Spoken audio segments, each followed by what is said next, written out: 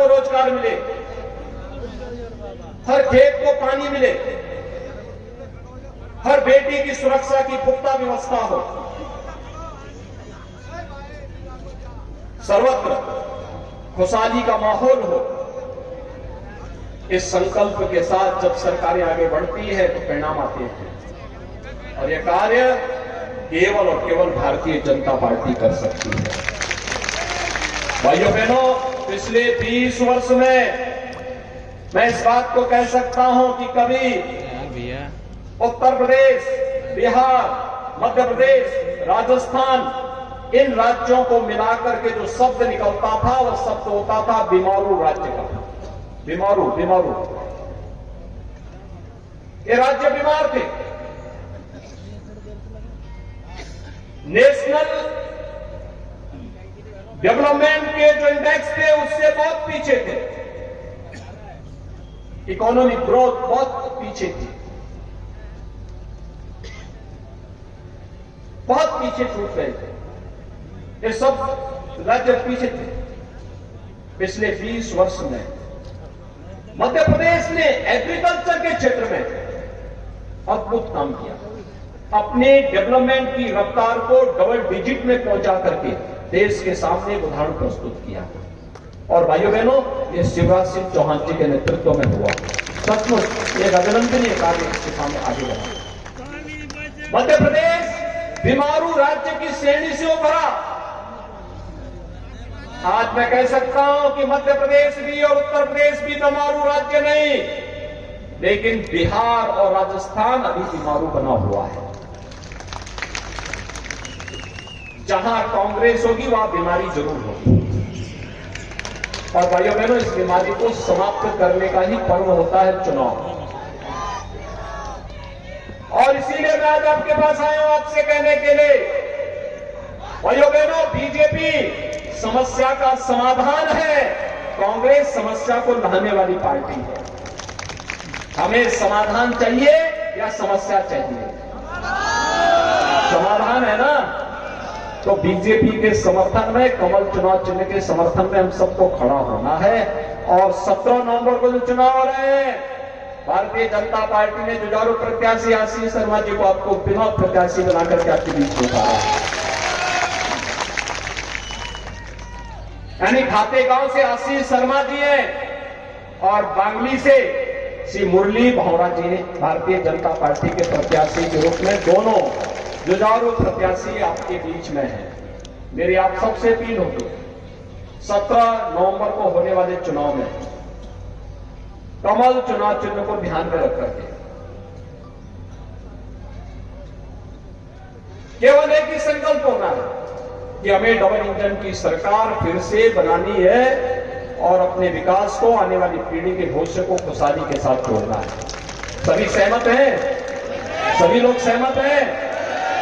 जहां कहीं नातेदार रिश्तेदार होंगे खातेगांव विधानसभा क्षेत्र के साथ साथ बांगली विधानसभा क्षेत्र और पूरे मध्य प्रदेश में इस संदेश को पहुंचाने का काम करेंगे ना? पहुंचाने का काम करेंगे। एक ही दिन में चुनाव हो रहा है पूरे मध्य प्रदेश में। और याद रखना, 11 नवंबर अयोध्या का दीपोत्सव होता है।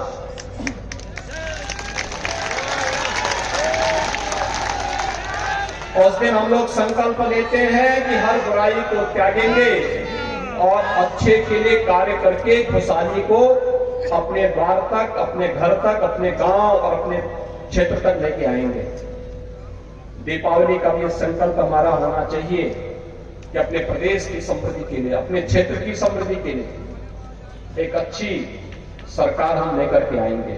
और अच्छी सरकार के लिए भारतीय जनता पार्टी आपके सामने है। दीपावली इस संकल्प के साथ हम सबको मनाने की आवश्यकता है। आप सब सहमत है ना? सभी लोग सहमत हैं? कमल चुनाव चिन्ह पर भारी बहुमत से विजयी बनाएंगे भाजपा को। सभी सहमत हैं? इसमें कोई संदेह नहीं है ना?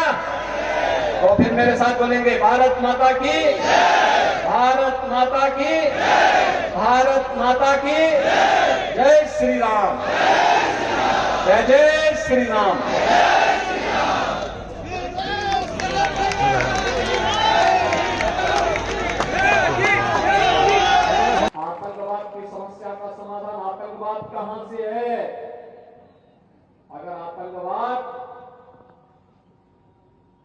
कश्मीर में धारा 370 से है तो 370 को ही सदैव के लिए दफन कर दो, न रहेगा बांस न बजेगी बांसुरी। जब समस्या की जड़ ही समाप्त हो जाएगी तो देखो बीजेपी तो वही कर रही है। 6 दिसंबर 1992 को अयोध्या में ढांचे को हटा करके कर दिया था कि जब ढांचा ही नहीं रहेगा तो लोग मांग क्या करेंगे। जब आतंकवाद की जड़ ही नहीं रहेगी तो कश्मीर में धारा 370 ही समाप्त कर दो, समस्या ही समाप्त कर दो। और चुनाव में जनता जनार्दन को यही करना चाहिए, कांग्रेस को ही समाप्त कर दीजिए, समस्या ही समाप्त हो जाएगी। श्री मुरली जी भौरा और भारी संख्या में आज के इस चुनावी सभा में उपस्थित खातेगांव विधानसभा क्षेत्र से जुड़े हुए सभी उपस्थित भाइयों बहनों, ओ भैया नीचे कर लो। मां नर्मदा के तट पर स्थित उनके सानिध्य में, उनके संरक्षण में प्रदेश और देश की समृद्धि के लिए समर्पित यहां के सभी जनता जनार्दन को मैं सादर अभिवादन करता हूं। भाइयों बहनों, विधानसभा चुनाव के बहाने ही सही मुझे आप सबके साथ संवाद बनाने का एक अवसर प्राप्त हुआ है। उत्तर प्रदेश से आया हूं तो स्वाभाविक रूप से जो परिवर्तन देश के अंदर, दुनिया के अंदर देखने को मिल रहा है, वहीं से मैं शुरुआत भी करूंगा। एक नया भारत है हम सबके सामने। भाइयों बहनों, एक नया भारत दुनिया में जो भारत की 140 करोड़ की आबादी के सम्मान को बढ़ा रहा है। 2014 के पहले का भारत और 2014 के बाद का भारत। 2014 के पहले का भारत जहां पर हर भारतवासी अपनी पहचान का मोहताज था, दुनिया में जाता था, सम्मान नहीं पाता था, कहीं संकट आता था तो गुहार लगाता रहता था, कोई उसकी सुनवाई नहीं करता था। पहचान के संकट से किसने भारत के नागरिकों के सामने इस प्रकार की समस्या खड़ी की? इस समस्या की जड़ भी थी कांग्रेस, जिन्होंने लंबे समय तक देश के शासन को किया, अपने परिवार के बारे में सोचा, लेकिन देश के बारे में नहीं सोचा। परिणाम था पहचान का संकट हमारे देश के नागरिकों के सामने, दुनिया के मंचों पर। देश के अंदर अविश्वास का वातावरण, याद करिए देश के अंदर की स्थिति क्या थी। 2014 के पहले व्यापक अविश्वास, व्यापक भ्रष्टाचार, कहीं आतंकवाद था, कहीं नक्सलवाद था, कहीं उग्रवाद था, कहीं अलगाववाद था। भ्रष्टाचार की एक एक परत खुलती हुई दिखाई दे रही थी और उसमें देश के बारे में सोचने की बजाय कांग्रेस के नेतृत्व की उस समय की सरकारें एक परिवार के बारे में सोचती। भाइयों बहनों, ये कांग्रेस की त्रासदी बन चुकी है, वह परिवार से मुक्त नहीं हो सकती। और इसीलिए मैं कहता हूं कि कांग्रेस और समस्या ये दोनों एक साथ चलती हैं, यानी दोनों एक साथ है। कांग्रेस आएगी तो अपने साथ समस्या भी लेकर के आएगी, उनके लिए समाधान नहीं है, वे देश की समस्या है। और भाइयों बहनों, कोई भी प्रबुद्ध नागरिक, कोई भी सजग नागरिक समय रहते समस्या का किनारा कर देता है, उसका समाधान का रास्ता निकालता है, नहीं तो उससे स्वयं किनारा कर देता है। ये चुनाव आप सबके सामने एक बार फिर से अपने आप को पहचानने और नए भारत के बारे में अपनी प्रतिबद्धताओं को दोहराने का नाम भी है। उसी के लिए हम आए हैं। 2014 के बाद का भारत कितना परिवर्तन आया है, जहां पे विकास भी है, आस्था का सम्मान भी है। बिना भेदभाव के शासन की योजनाओं का लाभ हर गांव, हर गरीब, हर किसान, हर नौजवान, हर महिला तक पहुंचाने का संकल्प भी है, तो चुनौतियों से जूझने का जज्बा भी है। आतंकवाद की समस्या का समाधान आतंकवाद कहां से है? अगर आतंकवाद कश्मीर में धारा 370 से है तो 370 को ही सदैव के लिए दफन कर दो। न रहेगा बांस, न बजेगी बांसुरी। जब समस्या की जड़ ही समाप्त हो जाएगी, तो देखो बीजेपी तो वही कर रही है। 6 दिसंबर 1992 को अयोध्या में ढांचे को हटा करके कर दिया था कि जब ढांचा ही नहीं रहेगा तो लोग मांग क्या करेंगे। जब आतंकवाद की जड़ ही नहीं रहेगी तो कश्मीर में धारा 370 ही समाप्त कर दो, समस्या ही समाप्त कर दो।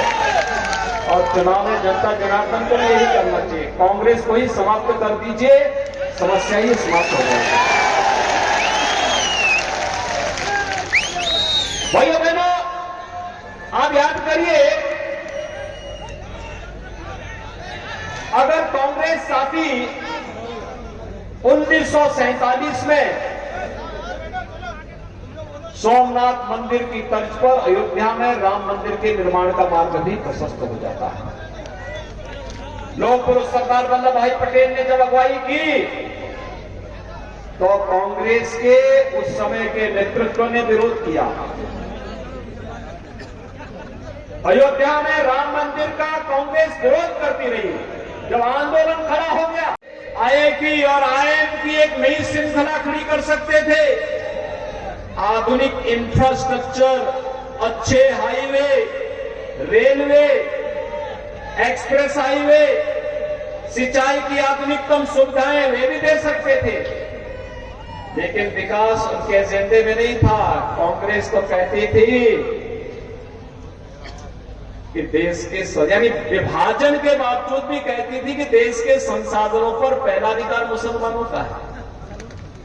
यानी बेशर्मी की भी एक सीमा होती है और उस सीमा को भी उन्होंने क्रॉस कर दिया था। देश के संसाधनों पर भारत के वासियों का, भारत के गरीब का, भारत के नौजवान का, भारत की बहनों और बेटियों का अधिकार है, ये कहते तो एक बार हर व्यक्ति स्वीकार करता है, लेकिन फिर भी अपनी मंशा से वे कभी दूर नहीं हुए, भागे नहीं। और इसीलिए भाइयों बहनों, हम सब आपसे कहने के लिए आए हैं, कांग्रेस वो हमेशा वायदा करती है, फिर सरकार में आने पर वायदा खिलाफी भी कर देती है,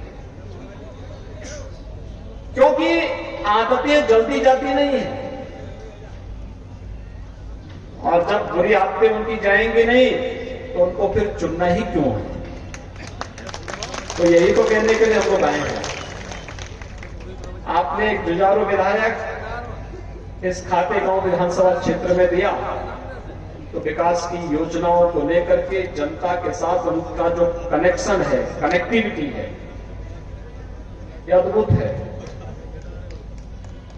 एक जनप्रतिनिधि को कैसे कार्य करना चाहिए, जनता जनार्दन के साथ उनका संवाद इसका उदाहरण है।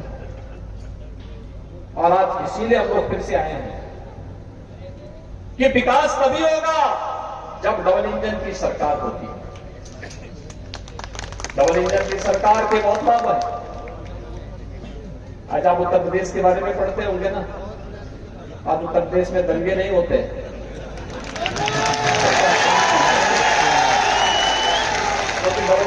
सरकार है।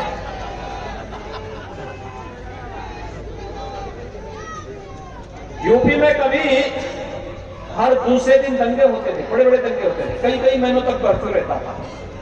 पिछले 6.5 वर्ष में एक भी दंगा नहीं हुआ, एक भी दंगा नहीं हुआ भाइयों बहनों। और माफिया शब्द तो वहां के लिए इतिहास बन चुका था।